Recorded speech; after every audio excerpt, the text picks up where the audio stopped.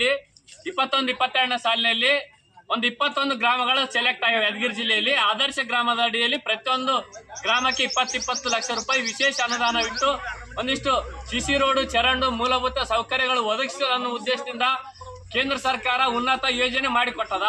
ಆದ್ರೆ ಇಲ್ಲಿ KIDL ಸಂಸ್ಥೆ, ಕರ್ನಾಟಕ ಗ್ರಾಮೀಣ ಮೂಲಭೂತ ಸೌಕರ್ಯ ನಿಗಮ ಇವತ್ತೇನ್ ಮಾಡ್ಯದಂದ್ರೆ ಕಳಪೆ ಕಾಮಗಾರಿ ಮಾಡಿ ಅವೈಜ್ಞಾನಿಕ ಕೆಲಸ ಮಾಡಿ ಈ ರೀತಿ ಸಿಸಿ ರೋಡ್ ಹಾಕಿ 3-4 ತಿಂಗಳಾಗಿಲ್ಲ, ಇಂಥ ಚರಂಡಿ ನೀರು ನಿಂತದ. ಹಾಗಾಗಿ ನಾವು ಹಲವು ಸರಿ ಲೆಟರ್ಗಳು ಕೊಟ್ರು ಬೇಜವಾಬ್ದಾರಿಯಿಂದ ನಾವು ಬಿಲ್ ಯಾವ ರೀತಿ ಮಾಡ್ಕೊಂತೀವಿ. ನೀವು ಯಾವ ರೀತಿ ನೀವು ಎಲ್ಲಿಗೆ ಹೋದ್ರು ನಮ್ಮ ಬಿಲ್ಲು ತಡೆ ಇಡ್ಲಿಕ್ಕೆ ಯಾವುದೇ ರೀತಿಯಾಗಿ ಸಾಧ್ಯ ಇಲ್ಲ ಅಂತೇಳಿ ಉಡೇದ್ ಸರ್ ಅಂತೇಳಿ ಶಿವರಾಜ್ ಉಡೇದ್ ಅಂತೇಳಿ ನಮ್ಮ KRS ಪಕ್ಷದ ಜಿಲ್ಲಾ ಯುವ ಘಟಕದ ಅಧ್ಯಕ್ಷ ಚಂದಪಾಸ್ ಅವರು ಬಹಳಷ್ಟು ಸಲ ಇಲ್ಲಿ ವಕೀಲ್ ಸಾಬ್ರವರು ಈ ರೀತಿ ಅವೈಜ್ಞಾನಿಕ ಕಾಮಗಾರಿ ಮಾಡ್ರಿ ಅಂತೇಳಿ ಈಗ 3-4 ತಿಂಗಳಿಂದ ಧ್ವನಿ ಎತ್ತಾರ. ಈ ಧ್ವನಿಗೆ ಇವತ್ತು ಹೊಸ ಡವಲಿ ಸರ್ ಅವರು ಬಂದಾರ, ವಿಸಿಟಿಂಗ್ ಅಂತೇಳಿ ಕರೆಸಿವಿ. ಅವ್ರ ಸಮ್ಮುಖದಲ್ಲಿ ಇದು ನೋಡ್ಲಿ, ಈ ಸಿಸಿ ರೋಡ್ ಮೇಲೆ ನೀರು ನಿಂತಂದ್ಮೇಲೆ ಎಷ್ಟು ದಿನ ಬಾಳಿಕೆ ಬರ್ತದೆ? ಇದು ನೀಟಾಗಿ ವೈಜ್ಞಾನಿಕ ಮಾಡಿದ್ರೆ ಕೆಲಸ ಇವತ್ತು ನೀರು ನಿಂದಿರ್ತಿರ್ಲಿಲ್ಲ. ಇನ್ನೊಂದು ಈ ಮನೆಗೆ ಯಾರಿಲ್ಲ ಅಂತ ನೀರು ಇದು ಮಾಡಿ ಹೋಗ್ಯಾರ ಅವ್ರು. ಈ ಮನೆ ಇದ್ರೆ ಸೀದಾ ಹೋಗ್ತಿದ್ರು ಮಾಡ್ತಿದ್ರು. ಇಲ್ಲಿ ಒಂದು ಮನೆದವ್ರು ಯಾರಿಲ್ಲ ಅನ್ನೋ ಉದ್ದೇಶದಿಂದ ಆಯ್ತು ಬೇಕಾಬಿಟ್ಟಿ ಸ್ಥಳ ಭೇಟಿ ಕೊಟ್ಟಿಲ್ಲ, ಏನಿಲ್ಲ, ಸರಿ ಆಯ್ತು ಬೋಕಸ್ ಬಿಲ್ ಎತ್ತದು.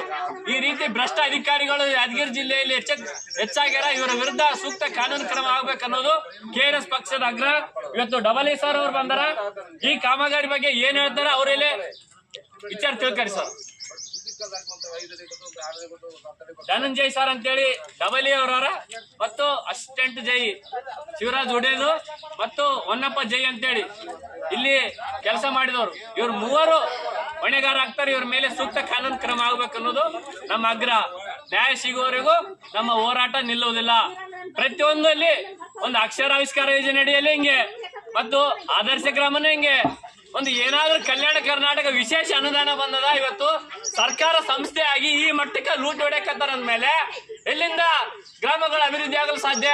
ಇವತ್ತು ಹೊನ್ನಪ್ಪ ಜೈ ಅವರು ಹೇಳ್ತಾರ ಇವೆಲ್ಲ ಡೊಂಬರಾಟ ಬಿಡ ಅಂತಾರ. ಡೊಂಬರಾಟ ನಾವು ಮಾಡ್ಲಕ್ ಬಂದಿಲ್ಲ, ನೀವು ಮಾಡ್ರಿ. ಇಲ್ಲಿ ನೆಟ್ಟಗ ಕೆಲಸ ಮಾಡಿದ್ರೆ ನಾವ್ ಯಾಕೆ ಇಲ್ಲಿ ಸಮಸ್ಯೆ ಉದ್ಭವ ಆಗ್ತೈತೆ? ನೀರ್ ಎದಕ್ಕೆ ನಿಂದಿರ್ತೈತೆ? ಈ ನೀರಿನಲ್ಲಿ ನಾವ್ ಎದಕ್ಕೆ ಕುಂದಿರ್ತಿದ್ವಿ? ಇಂಥ ಭ್ರಷ್ಟ ಅಧಿಕಾರಿಗಳ ವಿರುದ್ಧ ಉನ್ನತ ತನಿಖೆ ಆಗ್ಬೇಕು, ಕಾನೂನು ಕ್ರಮ ಆಗ್ಬೇಕು, ಬಿಲ್ ತಡೆ ಹಿಡಬೇಕು. ಇಲ್ಲಿ ಭಾಗಿಯಾದಂತ ಎಲ್ಲ ಅಧಿಕಾರಿ ಮೇಲೆ ಸೂಕ್ತ ಕ್ರಮಕ್ಕಾಗಿ ಮಾನ್ಯ ಜಿಲ್ಲಾಧಿಕಾರಿ ಅವರಿಗೆ ಆಗ್ರಹ ಪಡಿಸ್ಬೇಕೈತಿ.